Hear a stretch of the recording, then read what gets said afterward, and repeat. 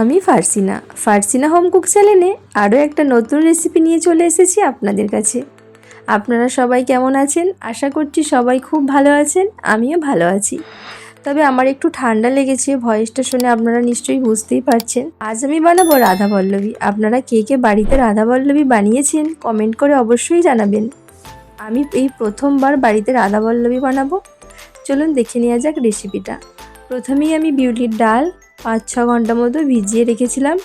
এটা একটু অল্প পানি দিয়ে একটা স্মুথ পেস্ট বানিয়ে নেব আমি। ডালটা বেশ ভালোভাবে আমি পেস্ট করে নিয়েছি। দেখাচ্ছি আপনাদেরকে, এরকম ঘনই রাখবেন, খুব বেশি পাতলা করবেন না। আমি এরকম ঘনই রেখেছি। এরপর এটা আমি সাইডে রেখে আটাটা ভালোভাবে মেখে নেব। আমি এখানে হাফ আটা আর হাফ ময়দা নিয়েছি, আপনারা চাইলে পুরোটা ময়দা দিয়ে বানাতে পারেন। আমি এখানে অর্ধেক নিয়েছি, অর্ধেক আটা অর্ধেক ময়দা। এর মধ্যে দিয়ে দিয়েছি পরিমাণ মতো লবণ, সামান্য চিনি, সাদা তেল আর অল্প ডাল বাটা।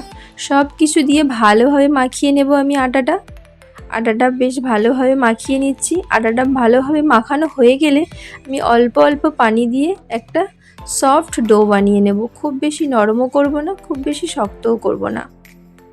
ভিডিওটা স্কিপ না করে পুরো ভিডিওটা দেখার অনুরোধ রইল। আমার রেসিপি যদি আপনাদের ভালো লেগে থাকে তাহলে কমেন্ট করে অবশ্যই জানাবেন, আর আমার ভিডিওটিতে লাইক ও বেশি বেশি করে শেয়ার করে দেবেন।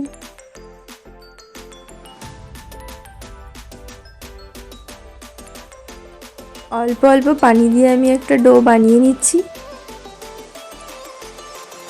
দেখুন ডোটা আমার বানানো হয়ে গেছে। এটা আমি কিছুক্ষণ রেস্টে রেখে দেবো। সঙ্গে সঙ্গে যে কোনো রুটি, লুচি সব কিছুই আপনারা আটা মাখার পর সঙ্গে সঙ্গেই কোনো কিছু বানাবেন না। আটাটা সেট হওয়ার জন্য কমসে কম 5 থেকে 10 মিনিট মতো রেস্টে রেখে দেবেন।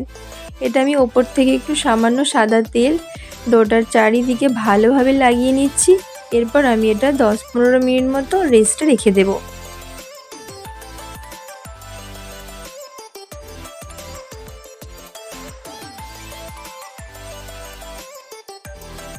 এরপর আমি এখানে একটা মশলা বানিয়ে নিচ্ছি।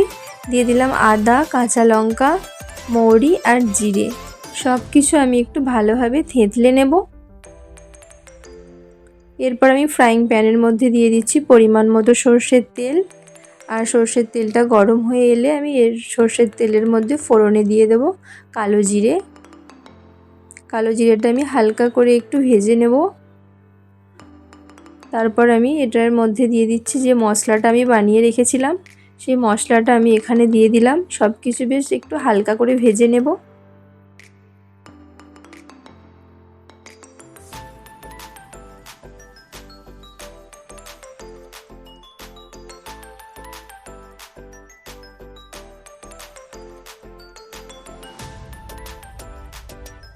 এর মধ্যে দিয়ে দিচ্ছি আমি পরিমাণ মতো লবণ দিয়ে একটু হালকা করে ভেজে নেব। আর দিয়ে দিলাম আমি পরিমাণ মতো চিনি। সব কিছু আমি হালকা হাতে ভেজে নিচ্ছি।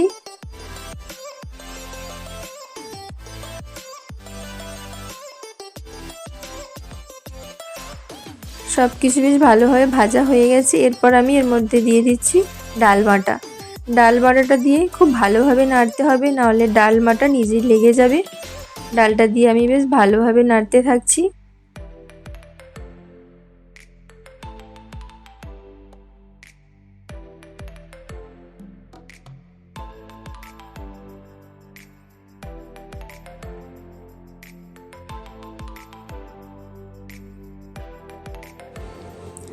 ডাল বাটাটা বেশ আমি অনেকক্ষণ ধরে নাড়াচাড়া করে একটু ভাজা ভাজা মতো করে নিচ্ছি। এরপর আমি উপর থেকে দিয়ে দিচ্ছি একটু পরিমাণ মতো লবণ দিয়েও ভালোভাবে মিশিয়ে নেব। এরপর যখন দেখবেন যে ডাল বাটাটা কড়াইয়ের গা থেকে উঠে আসছে আর লেগে যাচ্ছে না, তখন বুঝে নেবেন যে আমাদের ডালের পুর একদম রেডি হয়ে গেছে। দেখুন ডালটা আর কড়াইয়ের মধ্যে লেগে যাচ্ছে না, উঠে চলে আসছে, তার মানে আমাদের ডালের পুর একদম রেডি। এটা আমি একটা প্লেটের মধ্যে নিয়ে নিচ্ছি।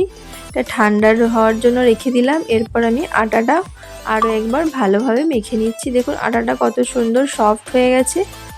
এরপর আমি ছোট ছোট করে লেচি কেটে নেব। লেচিগুলো খুব একটা ছোট করব না, আমরা যেরকম লুচি বানাই অত ছোট লেচি করব না, একটু বড় সাইজের লেচি কেটে নেব, যেহেতু এটা রাধাবল্লভী হবে। দেখে বুঝতেই পারছেন যে আমি লেচিটা কীরকম বানিয়ে নিচ্ছি। খুব বেশি বড়ও করছি না, খুব বেশি ছোটও করছি না, মিডিয়াম সাইজের লেচি কেটে নিচ্ছি আমি।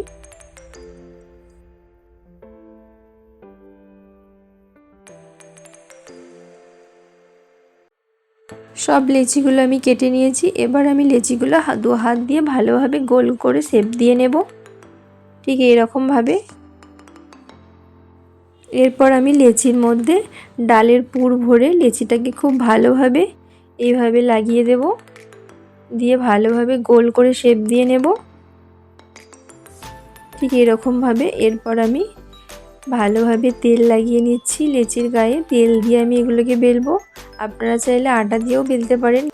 রাধাবল্লভীগুলো আমি বেশ হালকা হাতে বেলে নিচ্ছি, খুব বেশি চাপ দেবে না, যেহেতু ভিতরে ডালের পুর আছে, সেজন্য রাধাবল্লভীগুলো ফুটো হয়ে যেতে পারে।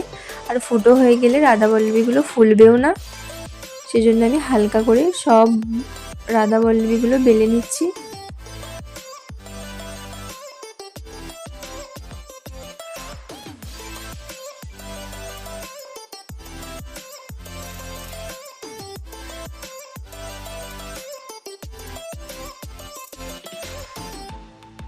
সব রাধাবল্লভীগুলো আমি বেলে নিয়েছি। এরপর আমি কড়াইয়ের মধ্যে দিয়ে দিয়েছি সাদা তেল। তেল গরম হয়ে এলে আমি তেলের মধ্যে দিয়ে দিলাম একটা রাধাবল্লভী। গ্যাসের ফ্লেমটা মিডিয়াম টু হাইয়ের মধ্যে রাখবেন, নাহলে কিন্তু রাধাবল্লভীগুলো ফুলবে না। গ্যাসের ফ্লেম একদমই লোতে রাখবেন না, তাহলে একটা রাধাবল্লভীও কিন্তু ফুলবে না। গ্যাসের ফ্লেমটা সবসময় মিডিয়াম টু হাই রাখবেন। এখন আমি বেশ হালকা হাতে প্রেস করছি এইভাবে। দেখুন রাধাবল্লভীটা একদম খুব ভালোভাবে ফুলে গেছে। এবার আমি উল্টে দেব, উল্টে পাল্টে বেশ লাল করে ভেজে নেব।